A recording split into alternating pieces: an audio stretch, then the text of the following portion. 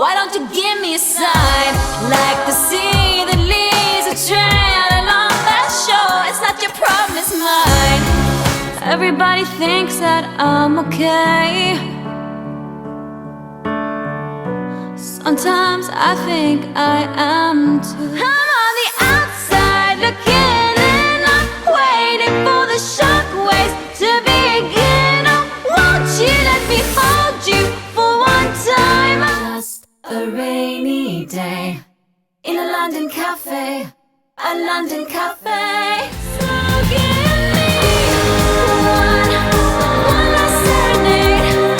Say to me, or swear at me till the night turns into day. And it was a shame when daylight faded, because we didn't notice at all.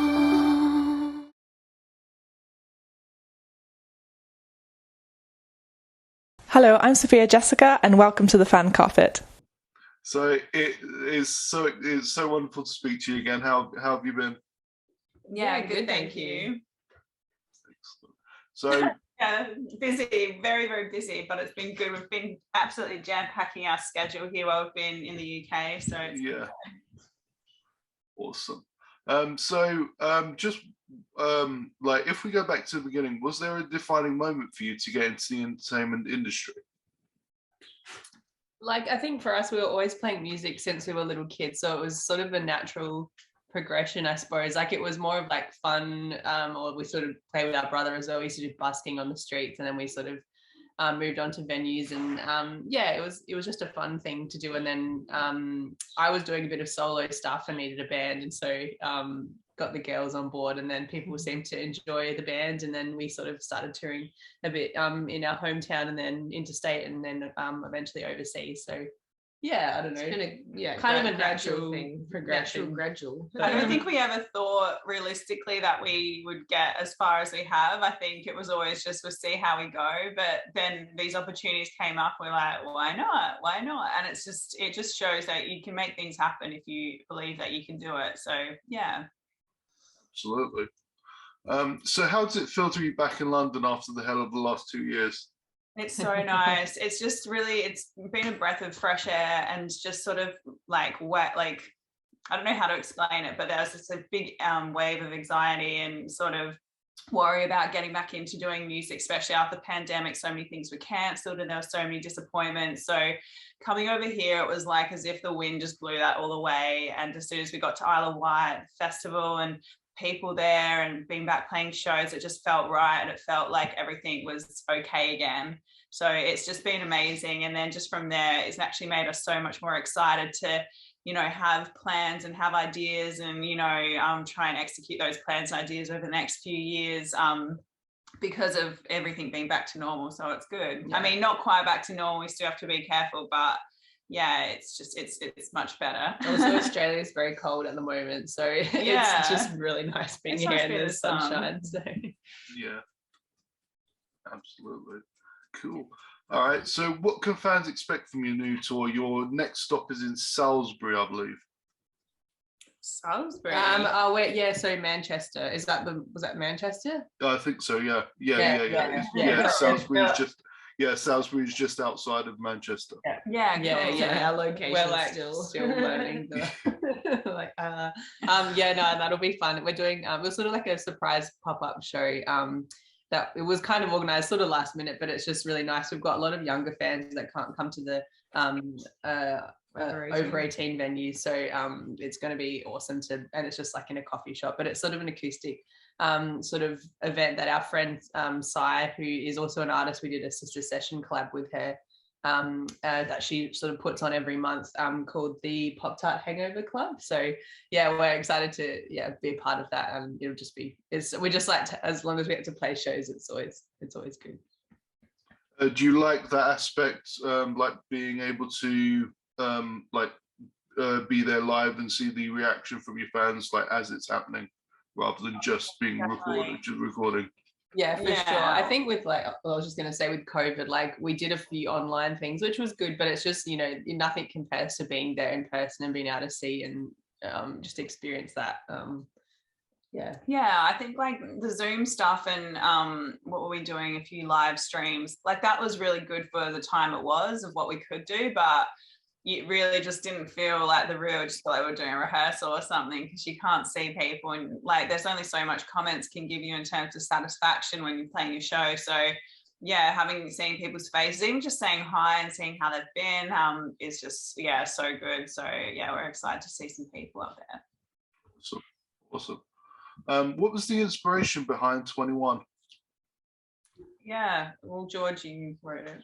Well, I wrote it on New Year's Day 2021, was it? Yeah, so it was like, it was after 2020 had just happened, and it was just like we'd already had, that, and then it was I guess it was kind of looking ahead and being like, is it although going to be 2021 is it going to be the same? Well, it was like, is it going to be the same? I guess like it was just like, can we like get this over with, because I have a feeling it's just going to be like the same as 2020.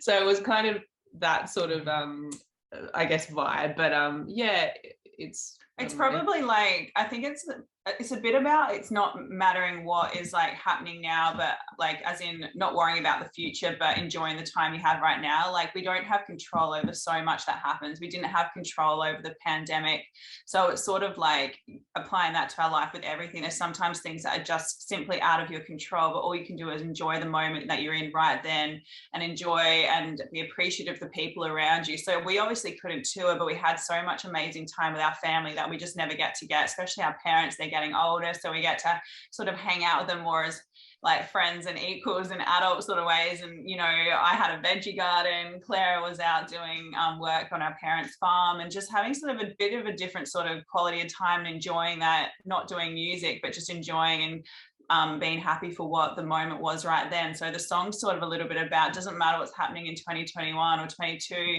23, 24 in terms of the years, but also in terms of your age. You're your younger self in that moment right then, so enjoy that time then. And we're not guaranteed anything in the future, so just enjoying that time, if that makes sense. So that's how I sort of took away like the song from it. And the ending part, like the bridge and the key change, sort of like, then sort of it's sort of like, oh, but what about now, and then every time you're like, oh, you never know what's going to happen. So like Ella says, just being in the moment. At the end it sort of resolves. I think the song for us as well, it's really taught us that we've come into music now with a different sort of view after COVID. Like we're not set out to be like, because there's a lot of disappointment. You compare yourself to a lot of artists and you compare yourself to what other people are doing, but now we're just more so focusing on us and what we like doing, and just if we're happy and doing what we love doing, then we're succeeding, and that's enough for us. So we're still going to be pushing and trying to do the best we can, but not trying to be like, oh, but we didn't get that tour, we didn't get this show, or really this and that. We're just happy to be doing this because this is what we love, and it was taken away from us for 2 years, so we're just so stoked to be back. So Glad to have you back. Do you have any memories from filming 21, the music video, that you'll take with you for the rest of your careers?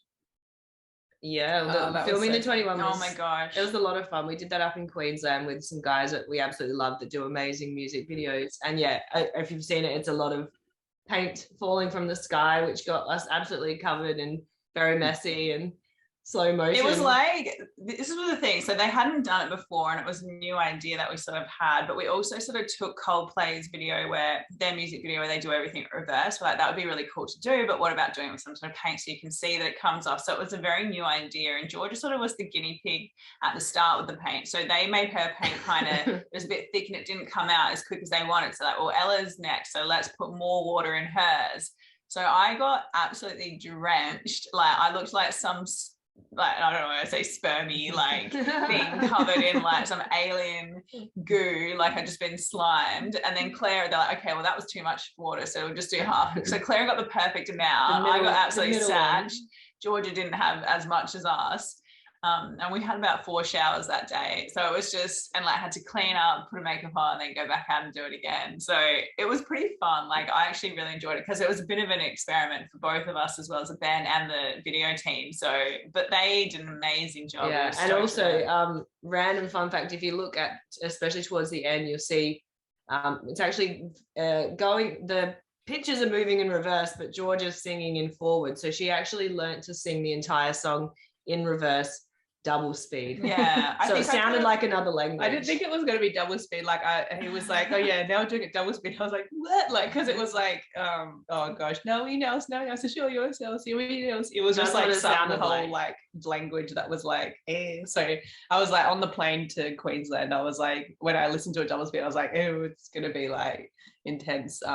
Anyway, so I think it came across okay. So her mouth's going forward, but everything else is going reverse, and the double speed sort of makes it look like slow and like woo, like when you do it. So like that'll be a fun memory. Yeah, I don't know how she did it. It was fun. It was like our first plane flight. Well, for me, it was my first plane flight since before COVID. So I hadn't been on a plane for like 2 years. So I was like, oh my gosh, like airplanes.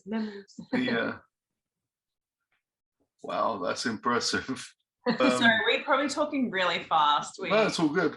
That's that's impressive. Something that's not many people can do. Their whole song backwards and double the speed. That's great. So can you talk about any of the challenges that you had when making it? I suppose you've already covered some of them. Well, yeah, definitely the learning. Claire and I didn't. I played cello backwards a little bit, but it's not really that hard because it's just playing the notes. And unless you're a full cello nerd, you wouldn't have seen that I wasn't probably playing the right notes. It's a secret. As long as I was moving, for me, I always just get away with them. Like if I dance and look like I'm doing it, no one's going to know. But yeah, Georgia probably definitely, she was listening to it on repeat. Her partner probably was getting so sick of hearing the song. It was actually kind of cool. I was like, we should make the song, because in reverse, it does sound sort of different. I think if you go on our Instagram page, or probably a few videos down, we did a little reel about how, like the sort of behind the scenes of making it. So yeah.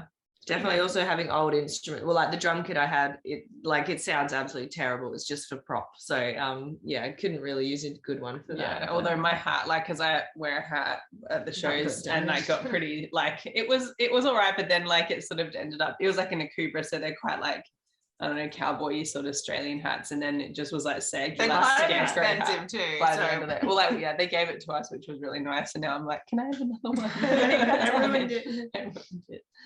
Anyway. And you also previously released Good for a Girl. It's a very inspirational song for girls everywhere. Was that what you wanted to achieve with the song and the music video? Yeah, definitely.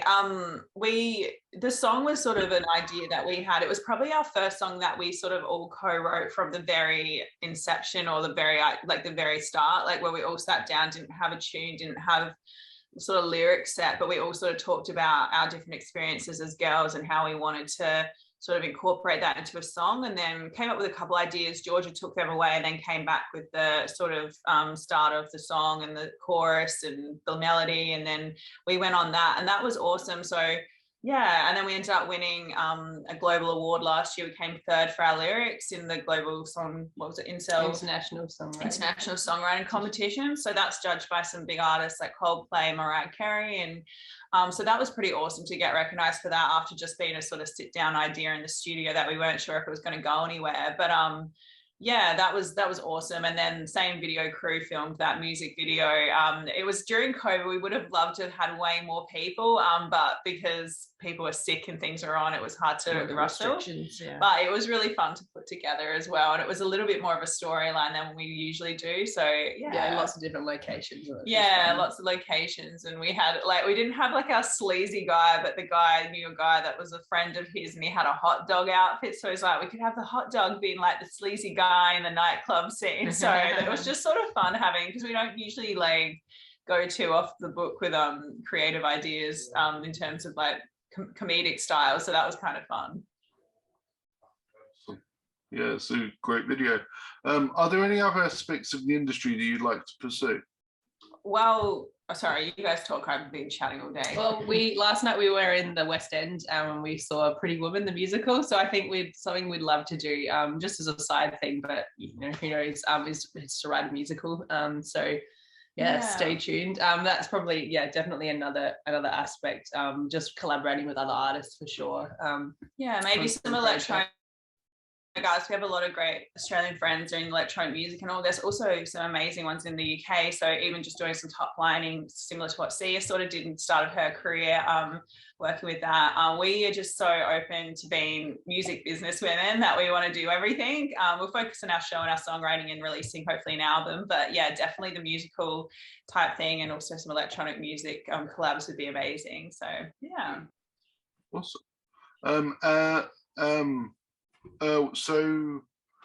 What are you working on presently that you can talk about? Well, we've got this tour at the moment, which is sort of the focus, and then when we head back to Australia, we've got a bunch of new songs that we're just sort of in the finishing stages of recording, so hopefully they'll be out either in the next few months or early next year, and hopefully come back next year and tour the UK with an album. So that's the plan, which is always really exciting because we just love creating and being able to share what we've been working on with other people. So stay tuned. Are the new songs like going in a different direction, or like? It's similar. I think we've really found our sound now, which is really exciting. For a while, that's why we sort of were thinking about doing musicals, because we've got some amazing music. It's just not our sound now, that we couldn't play it at a festival, but we're like, it should go somewhere. So I think we're excited now. We've really found our sound, but we're developing that more and more and being more creative with the different types of tones, and we're really trying to cater that recording to our live show so it crosses over and people can hear the song and also hear it the way we play it live as well. So using our skills, like Clara's drum, George's guitar solos, me being the same. I might try and do a bit more cello, but yeah, as we grow and develop as artists, our sound's obviously going to grow and develop and just only get better, I think. So we're excited about that. So obviously over the last 2 years, something that was very important was streaming services like Disney Plus and Netflix. What do you think the future of cinema is? Ooh. I think it's going to just be more and more. It's cinema.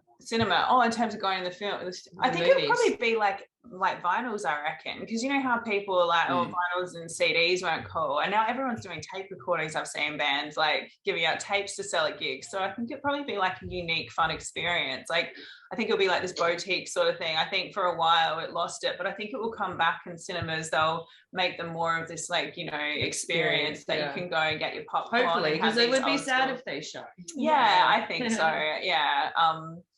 But yeah, streaming services, it's good and it's bad. I think there's so much oversaturation. You spend 2 hours trying to watch look for something to watch because there's too much options. Back in the day, you only had 3 movies to choose from at the DVD. Yeah. At the end of the day, I think it's always going to be that being in person sort of thing, whether last night being in the West End and being at the show, and for us being at a live show, it's just that personal connection that you actually get. And so hopefully that will never change. Yeah.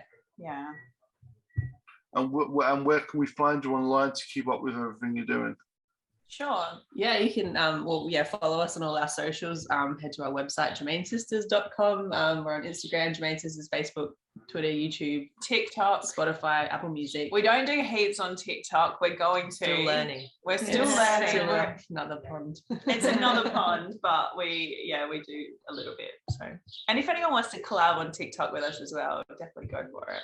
Yes, and also if they want to sign up to our mailing list, then they can get an email out whenever we've got something going on and get all the exclusive news. So, Woo. Awesome. Well, congratulations with everything, and welcome back to the UK. Enjoy your show in Manchester. Thank you so much. Thank you so much. You too. Take care. Bye. Bye. Bye. Thank you for watching The Fan Carpet. Please follow us on Facebook, Twitter and Instagram for more content next time.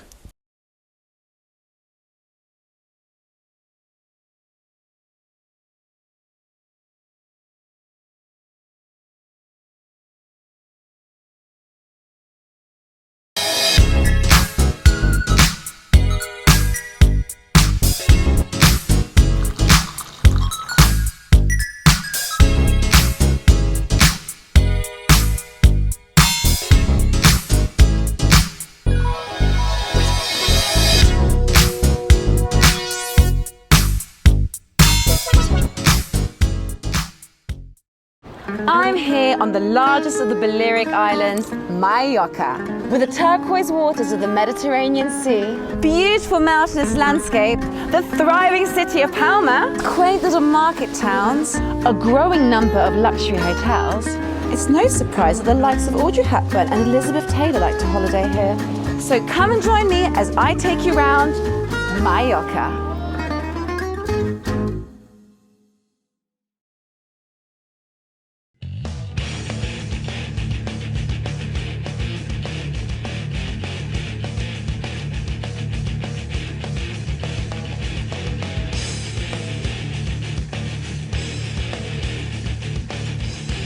Thank you for watching The Fan Carpet. If you like this video, be sure to click that thumbs up button at the bottom of your screen.